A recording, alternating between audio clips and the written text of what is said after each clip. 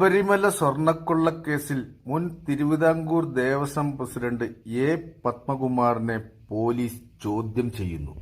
ഒരു കാര്യമില്ല. പത്മകുമാർ എന്നാൽ താമരപുത്രൻ എന്നാണ് അർത്ഥം. താമര നിൽക്കുന്നത് വെള്ളത്തിലാണ്. പക്ഷേ എത്ര വെള്ളത്തിൽ നിന്നാലും ഒരു തുള്ളി വെള്ളം താമരയുടെ ഇതളുകളിൽ ഉണ്ടാവാറില്ല എന്നുള്ളതാണ് സത്യം. അതുകൊണ്ട് തന്നെ പത്മകുമാറിന്റെ ശരീരത്തു നിന്നും ഒന്നും കണ്ടെടുക്കാൻ പറ്റില്ല. കാരണം താമരയുടെ പുത്രനാണ്. ഒരു തുള്ളി വെള്ളം പോലും ഉണ്ടാവില്ല. അല്ലേ? പക്ഷേ താമര നിൽക്കുന്ന സ്ഥലം വെള്ളത്തിലാണെങ്കിലും അതിന്റെ വേരുകൾ ചെളിയിലാണ്.